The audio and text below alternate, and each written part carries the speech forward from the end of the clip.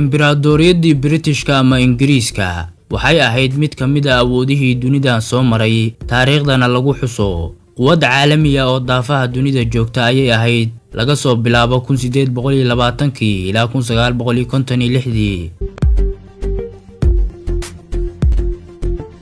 isticmaalkii Ingiriiska wuxuu Kanada u ogolaaday inay yeelato maamul u gaar ah kana sii mid ahaato dalada boqortooyada Ingiriiska waxayna markaasi kadib Kanada yeelatay baarlamaan iyo sharci u gaar ah waxaa haddana sida Kanada noqdeen Australia iyo New Zealand gaar ahaan sanadihii 1901 iyo 1907 sanadkii 1926 waxay dawladda Ingiriiska shaacisay in dhammaan dhulka ay xukumaysay ku midaysan yihiin magaca boqortooyada 1931 Australia, New Zealand iyo Canada waxay jabiyeen xeyndaabkii ay ku jireen waxayna noqdeen kuwa madax banaan isla markaana aad ugu dhow boqortooyada Ingiriiska sanadkan ayaana lagu sheegaa dhagax dhigga ururka barwaaqa sooranka haddaba kadib dagaalkii labaad ee adduunka waxaa musallafay Ingiriiskii kadib markii uu waayay faa'iidooyinkii dhaqaale ee uu sida tooska ah uga heli jiray Australia, New Zealand iyo Canada maadaama ay yeesheen siyaasad dhaqaale oo u gaar ah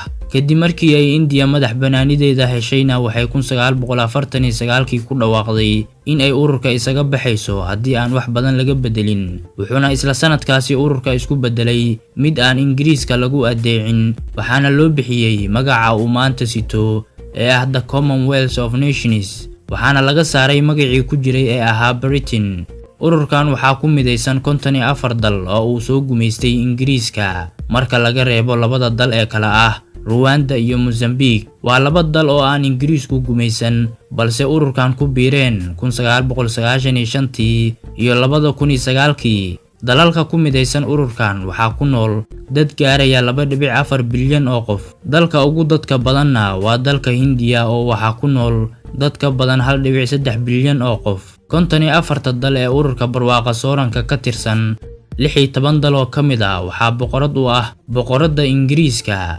32 dalna waa jamhuuri 6 soo hartayna waxay leeyihiin boqortooyo waxayna kala yihiin Lesotho, Brunei, Malaysia, Samoa, Tonga iyo Eswatini badka ay ku fadhiyaan dalalka ku midoobay ururkan waa 4 meelood hal meel guud ahaan badka dhulka haddii uu dalka Hindiya yahayna dalka ugu dadka badan dalalka ururkan sidoo kalena yahay dalka labaad ee ugu dadka badan caalamka Canada waa dalka ugu dhulka weyn dalalka ururkan sidoo kalena waa dalka labaad ee ugu dhulka weyn caalamka haddaba waa kuwe dalalka ugu dhulka yar dalalka ku midaysan ururkan marka laga hadlayo dhul yaraan waxaa la xusi karaa dalalka kala ah Nauru, Samoa, Tuvalu, Vanuatu, Dominica iyo Barbuda laga yaabay in aydan qaarkood weligiin maqlin dhanka dhaqaalaha haddii aan eegnana dalka ugu dhaqaalaha badan ururkan waa Ingiriiska balse waxaa la saadaalinayaa in India ay dhawaan booska kala wareegi doonto Ingiriiska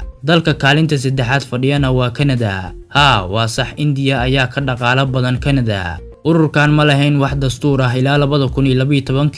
waxaana mabaadi'diisa ka mid ah dimuqraadiyadda sinaanta horumarka iyo ammaanka dal walba awood uu ururka kaga bixi karo ayuu leeyahay sidoo kale dal ka mid ah ururka waa uu weyn karaa xubinnimadiisa 1999 waxaa ururka laga saaray dalka Pakistan kadib markii uu afgambi ka dhacay sidoo kale 2003 waxaa la hakiyay xubinnimada Zimbabwe kadib markii Robert Mugabe lagu eedeeyay musuq dhanka doorashada ah laakiin 2013 waxaa ururkan ka baxay dalka Gambia wuxuuna dalka Gambia ururkan ku tilmaamay urur xambaarsan fikradaha gumaysiga wuxuuna dalka Gambia ururkan dib ugu biiray 2018 dalkii ugu dambeeyay ee ka baxay ururkan waa dalka jasiiradaha ah ee Maldives wuxuuna ka baxay 2016 wuxuuna sidoo kale dalkan dib ugu biiray ururkan sanadkan cusub ee 2020 wali waxaa jiraan 9 dal oo ay u furan tahay in ay ku biiraan ururkan hal dal oo Carab ahna kamid ma ahan ururkan